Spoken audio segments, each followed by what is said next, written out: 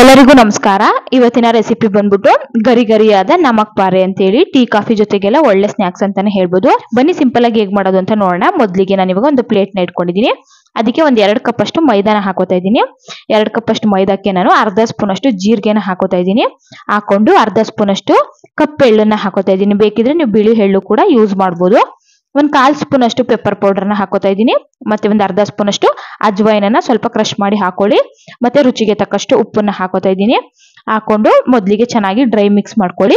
Dry mix ಮಾಡ್ಕೊಂಡ್ಮೇಲೆ ಒಂದು 4 table spoon ಅಷ್ಟು ತುಪ್ಪನ ಹಾಕೋತಾ ಇದ್ದೀನಿ. ತುಪ್ಪನ ಹಾಕೋದ್ರಿಂದ ಸ್ವಲ್ಪ ಕ್ರಿಸ್ಪಿಯಾಗಿ ಮತ್ತೆ ಸಾಫ್ಟ್ ಆಗಿರುತ್ತೆ ಸ್ನಾಕ್ಸ್ ರೆಸಿಪಿ ಅಂತ ಹೇಳಿ ಅಷ್ಟೇನೆ. ನೋಡಿ, ತುಪ್ಪನ ಹಾಕೊಂಡು ಚೆನ್ನಾಗಿ ಒಂದ್ಸಲ ಡ್ರೈ ಮಿಕ್ಸ್ ಮಾಡ್ಕೊಂಡು ಆ ನಂತರ ಸ್ವಲ್ಪ ನೀರನ್ನ ಸೇರಿಸ್ಕೊಂಡು ಚಪಾತಿ ಹಿಟ್ಟನ್ನೆಲ್ಲ ಯಾವ ರೀತಿ ಕಲಿಸ್ತೀವೋ ಆ ರೀತಿಯಾಗಿ ಕಲಿಸ್ಕೊಂಡು ಚೆನ್ನಾಗಿ ಕೈಯಲ್ಲೇ ನಾದ್ಕೊಂಡು ಒಂದು 10 ನಿಮಿಷ ಇದನ್ನ ನೆನೆಯೋದಕ್ಕೆ ಬಿಟ್ಬಿಡೋಣ. ಯಾಕೆ ಮೈದಾ ಹಾಕಿರೋದ್ರಿಂದ ನೆಂದಷ್ಟು ಚೆನ್ನಾಗಿರುತ್ತೆ. ಇವಾಗ ಒಂದು ಬೌಲ್ನ ಇಟ್ಕೊಂಡು ಇದಕ್ಕೆ ಇವಾಗ ಒಂದು 2 ಸ್ಪೂನ್ ಅಷ್ಟು ತುಪ್ಪ, 2 ಸ್ಪೂನ್ ಅಷ್ಟು ಮೈದಾನ ಹಾಕೋತಾ ಇದ್ದೀನಿ. ಹಾಕೊಂಡು ಇದನ್ನ ಕಲ್ಸ್ಕೋಬೇಕಾಗುತ್ತೆ. ನೀಟಾಗಿ ಪೇಸ್ಟ್ ರೀತಿ ಮಾಡ್ಕೊಳ್ಳಿ, ಗಂಟಿರಬಾರ್ದು. ಈ ರೀತಿ ಮಾಡ್ಕೊಂಡು ಒಂದು ಸೈಡ್ಗೆ ಎತ್ತಿಟ್ಕೊಳ್ಳೋಣ. ಇವಾಗ ಹಿಟ್ಟು ಕೂಡ ಚೆನ್ನಾಗಿ ನೆಂದಿದೆ. ಇದನ್ನ ಇವಾಗ 3 ಭಾಗವಾಗಿ ಮಾಡಿ ಇಟ್ಕೊಂಡು 1 ಭಾಗದಷ್ಟು ಹಿಟ್ಟನ್ನ ಇವಾಗ ನಾನು ಚೆನ್ನಾಗಿ ಲಟ್ಟಿಸ್ಕೊತಾ ಇದ್ದೀನಿ. ನೋಡಿ, ಎಷ್ಟು ಸಾಧ್ಯ ಆಗುತ್ತೆ ಅಷ್ಟು ತೆಳುವಾಗಿ ಲಟ್ಟಿಸ್ಕೊಳ್ಳಿ.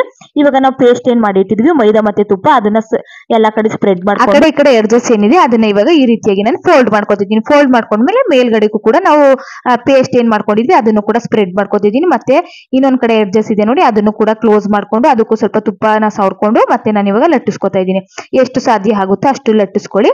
ತುಂಬಾ ತೆಳು ಲಟ್ಟಿಸಕ್ ಹೋಗ್ಬಿಡಿ, ಮೀಡಿಯಂ ಆಗಿ ಲಟ್ಟಿಸ್ಕೊಳ್ಳಿ. ಲಟ್ಟಿಸ್ಕೊಂಡ್ಮೇಲೆ ನೋಡಿ ಮತ್ತೆ ನಾನು ಇವಾಗ ಆ ಪೇಸ್ಟ್ ನ ಸವರ್ಕೋತಾ ಇದ್ದೀನಿ. ಸವರ್ಕೊಂಡು ಮತ್ತೆ ನಾನು ಈ ರೀತಿಯಾಗಿ ಕ್ಲೋಸ್ ಮಾಡ್ತಾ ಇದ್ದೀನಿ. ನಾನು ವಿಡಿಯೋದಲ್ಲಿ ಯಾವ ರೀತಿ ತೋರಿಸ್ತಾ ಇದ್ದೀನಿ ಅದೇ ರೀತಿಯಾಗಿ ಮಾಡಿದ್ರೆ ನಿಮಗೆ ಸ್ನಾಕ್ಸ್ ಅನ್ನೋದು ತುಂಬಾ ಚೆನ್ನಾಗಿ ಬರುತ್ತೆ. ನೋಡಿ, ಮತ್ತೆ ಒಂದ್ಸಲ ಲಟ್ಟಿಸ್ಕೊಂಡು ಇವಾಗ ಚಾಕುವಿನ ಸಹಾಯದಿಂದ ನಾನು ಸ್ಲೈಸ್ ಆಗಿ ಕಟ್ ಮಾಡ್ಕೋತಾ ಇದ್ದೀನಿ. ನೀವು ಸ್ಲೈಸ್ ಆಗೂ ಕೂಡ ಕಟ್ ಮಾಡ್ಕೋಬಹುದು, ಅಥವಾ ಡೈಮಂಡ್ ಶೇಪ್ ಅಥವಾ ಟ್ರಯಾಂಗಲ್ ಶೇಪ್, ಯಾವ ಶೇಪ್ ಬೇಕಾದ್ರೂ ನೀವು ಕಟ್ ಮಾಡ್ಕೋಬಹುದು. ಹೀಗೆ ಕಟ್ ಮಾಡ್ಬೇಕು ಅಂತ ಏನಿಲ್ಲ. ನೋಡಿ, ಈ ರೀತಿಯಾಗಿ ಕಟ್ ಮಾಡ್ಕೊಂಡು ಒಂದು ಪ್ಲೇಟ್ಗೆ ಎತ್ತಿಟ್ಕೊಂಡಿದ್ದೀನಿ.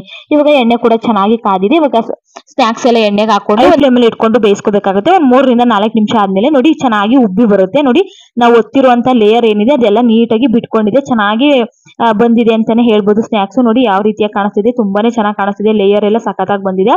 ಇವಾಗ ಇನ್ನೊಂದ್ ಸ್ವಲ್ಪ ಗೋಲ್ಡನ್ ಬ್ರೌನ್ ಕಲರ್ ಆಗೋ ತನಕ ಚೆನ್ನಾಗಿ ಫ್ರೈ ಮಾಡ್ಕೊಳ್ಳೋಣ.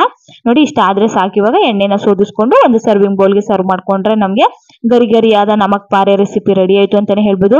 ಟೀ ಕಾಫಿ ಜೊತೆಗೆ ಊಟ ಜೊತೆಗೆಲ್ಲ ಒಳ್ಳೆ ಸೈಡ್ ಡಿಶ್ ಅಂತಾನೆ ಹೇಳ್ಬೋದು. ತುಂಬಾ ಚೆನ್ನಾಗಿರುತ್ತೆ, ಕ್ರಿಸ್ಪಿ ಆಗಿರುತ್ತೆ. ರೆಸಿಪಿ ಏನಾದ್ರೂ ನಿಮ್ಗೆ ಇಷ್ಟ ಆಗಿದ್ರೆ ಲೈಕ್ ಮಾಡಿ, ಶೇರ್ ಮಾಡಿ, ಕಮೆಂಟ್ ಮಾಡಿ. ಮತ್ತೆ ಸಿಗ್ತೀನಿ ಮುಂದಿನ ವಿಡಿಯೋ ಜೊತೆಗೆ.